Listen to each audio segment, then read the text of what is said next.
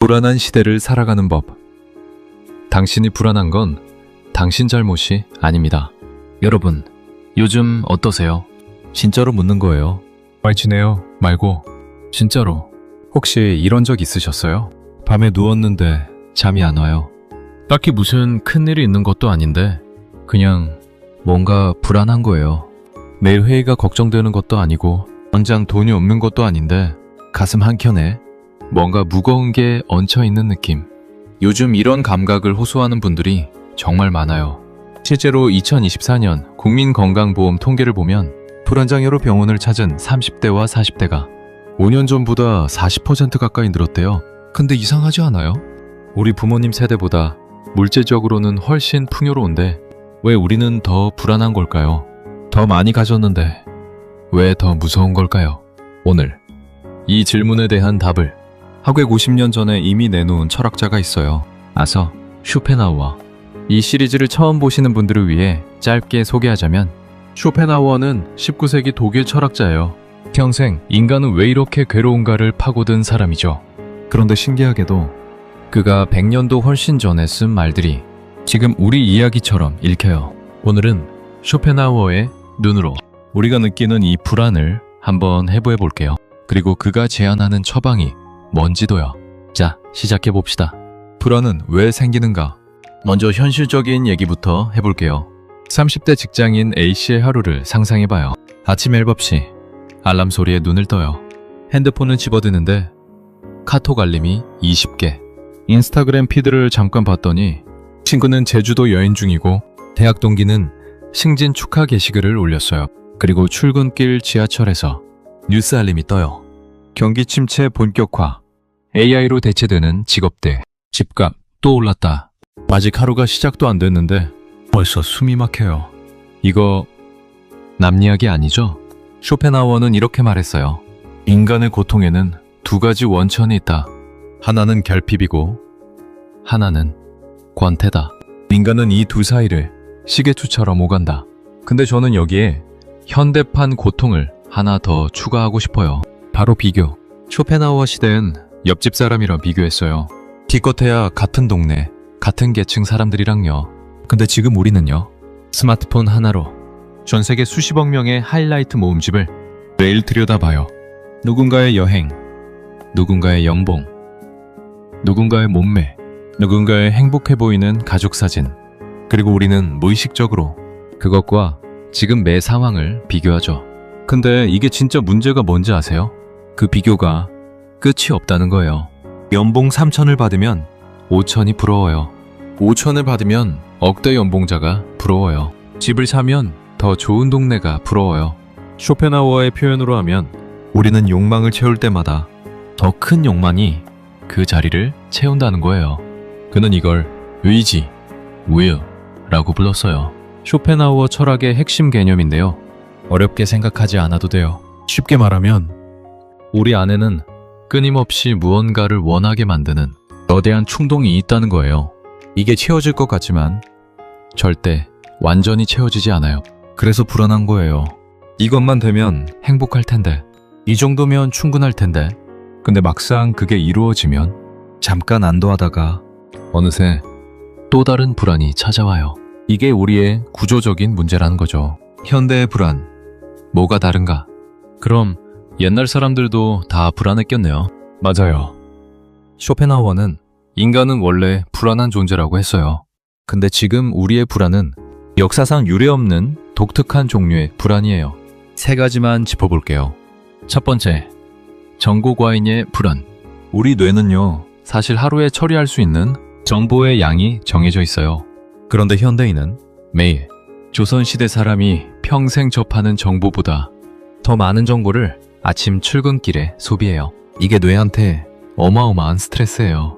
쇼펜하우어는 이런 말을 했어요. 독서는 다른 사람의 머리로 생각하는 것이다. 자신의 머리로 생각하는 시간을 빼앗기지 말라. 한 50년 전에 한 말인데 지금 SNS 얘기 같죠? 그는 혼자 조용히 사유하는 시간을 인간에게 가장 귀한 시간이라고 봤어요. 근데 우리는 그 시간을 알고리즘이 추천해주는 콘텐츠로 꽉꽉 채우고 있잖아요. 두 번째, 미래 불확실성의 불안. 사실 30대와 40대가 제일 힘든 이유가 여기 있어요. 이 세대는요, 어릴 때 이런 말을 듣고 자랐어요. 열심히 하면 돼. 좋은 대학 가면 돼. 정규직 취업하면 안정적이야.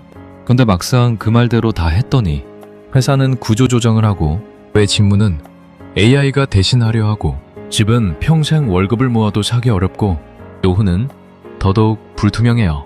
열심히 살았는데 공식이 맞지 않는 느낌. 이 배신감이 불안을 증폭시켜요. 쇼펜하우어는 이렇게 봤어요. 인간이 불행한 가장 큰 이유 중 하나가 지금 이 순간을 살지 않기 때문이라고요. 우리는 항상 과거를 후회하거나 미래를 걱정하면서 살아요. 지금 이 순간 이미 충분한 것들이 있는데도 그걸 느끼지 못하는 거죠. 세 번째, 관계의 불안. 이게 좀 역설적인데요. 지금 우리는 역사상 가장 많이 연결된 시대에 살아요. SNS 팔로워가 수백 명, 수천 명인 사람도 있고요. 근데 외로움을 호소하는 사람은 오히려 더 늘었어요. 왜일까요? 쇼펜하우어는 인간관계에 대해 꽤 냉소적이었어요. 고슴도치 딜레마라는 비유를 썼는데요. 추운 겨울에 고슴도치들이 서로 체온을 나누려고 가까이 붙으면 가시에 찔려요. 그렇다고 멀리 떨어지면 추워요. 그래서 결국 적당한 거리를 유지하게 된다는 거죠. 인간관계도 마찬가지예요. 너무 가까우면 상처받고 너무 멀면 외롭고. 근데 SNS는 이 자연스러운 거리를 무너뜨려요. 가깝지 않은 사람의 삶이 매일 눈에 들어오고 비교하고 부러워하고 상처받아요. 진짜 깊은 관계는 줄고 얕은 연결만 수백 개가 생기는 구조. 이게 현대인의 관계 불안이에요. 쇼펜하우어의 처방. 자, 그럼 쇼펜하우어는 뭐라고 했을까요? 그냥 포기하고 살아라? 이런 거냐고요? 아니에요. 그는 훨씬 구체적인 이야기를 했어요. 세 가지 처방을 소개해드릴게요. 고독을 두려워하지 마라. 쇼펜하우어는 평생 거의 혼자 살았어요. 결혼도 안 했고 친구도 별로 없었어요. 근데 그는 그게 불행이 아니라고 했어요. 혼자 있지 못하는 사람은 자유롭지 않다. 이 말 처음엔 좀 차갑게 들리죠? 근데 생각해보면 우리가 불안한 이유 중 많은 부분이 타인의 시선 때문이에요. 저 사람은 나를 어떻게 볼까? 내가 이렇게 하면 이상하게 보이지 않을까? 남들은 다 잘 사는 것 같은데 나만 뒤처지는 건 아닐까? 이 불안의 뿌리는 내 삶의 기준이 내 안에 없고 타인에게 있다는 거예요. 쇼펜하우어는 말했어요. 혼자 조용히 있는 시간, 즉 진짜 고독의 시간에 비로소 자기 자신을 만날 수 있다고요. 그 시간이 없으면 우리는 평생 타인의 시선으로 자신을 평가하면서 살게 돼요. 실천 방법이요? 하루에 딱 20분만 핸드폰 내려놓고 아무것도 하지 않는 시간. 산책도 좋고 멍 때리기도 좋아요.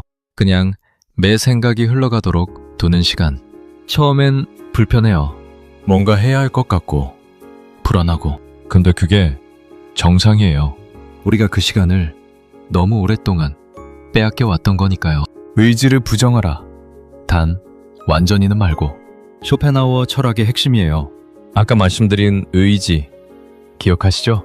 끊임없이 무언가를 원하게 만드는 충동. 쇼펜하우어는 이 의지 자체를 부정하라고 했어요.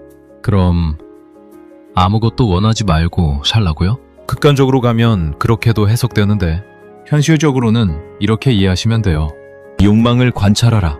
내가 지금 무언가를 원한다. 그 욕망을 자동으로 따라가는 게 아니라 잠깐 멈추고 내가 왜 이걸 원하지? 이게 정말 내가 원하는 건가? 아니면 남들이 원하니까 나도 원하는 건가? 이걸 물어보는 거예요. 예를 들어 볼게요. 새 차를 사고 싶은 마음이 생겼어요. 그 욕망을 그냥 따라가면 할부 계약서에 도장 찍고 있어요. 근데 잠깐 멈추고 물어보는 거예요. 내가 왜 이 차를 원하지? 이동수단이 필요해서? 아니면 주변 사람들한테 보여주고 싶어서? 이걸 사면 진짜 행복해질까? 아니면 잠깐 기분 좋다가 또 다른 걸 원하게 될까? 이 질문이 욕망의 실체를 드러내줘요. 모든 욕망을 포기하라는 게 아니에요. 내 욕망을 선택할 수 있는 주체가 되라는 거예요. 예술과 자연에서 의지의 멈춤을 경험하라. 이게 쇼펜하우어 철학에서 제가 제일 좋아하는 부분이에요. 그는 인간이 잠시나마 불안에서 벗어날 수 있는 순간이 있다고 했어요. 바로 아름다운 것에 완전히 몰입할 때예요. 음악을 듣다가 소름이 쫙 돋는 순간, 그림 앞에서 멍하니 서 있는 순간, 산을 오르다 아래를 내려다보는 순간, 자연 속에서 바람 소리를 듣는 순간, 그 순간만큼은 걱정도 없고 비교도 없고 미래 불안도 없어요. 그냥 지금 이 순간만 있어요.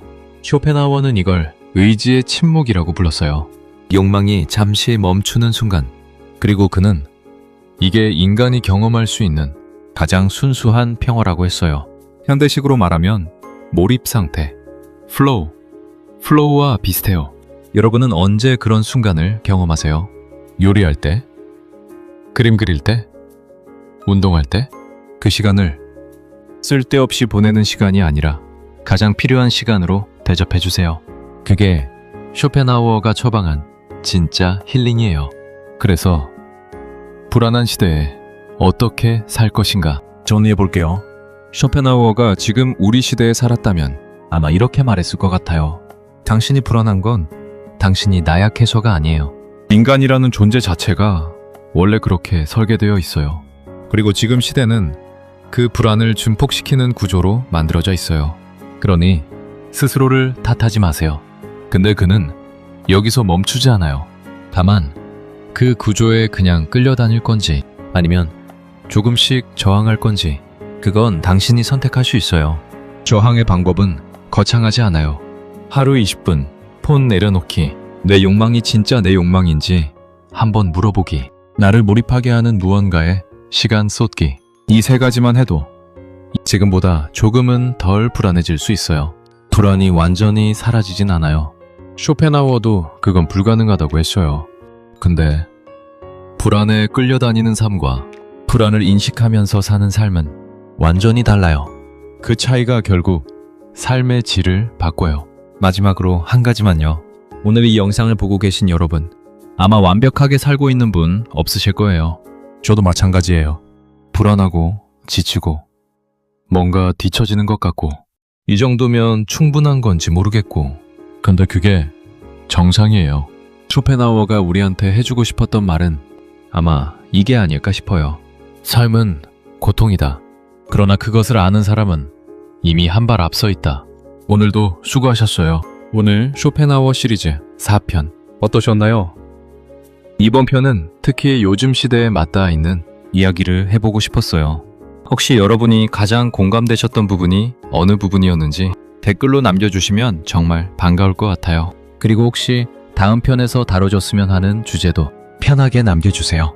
이 채널이 누군가에게 조금이라도 위로가 되고 있다면 그걸로 충분해요. 감사합니다.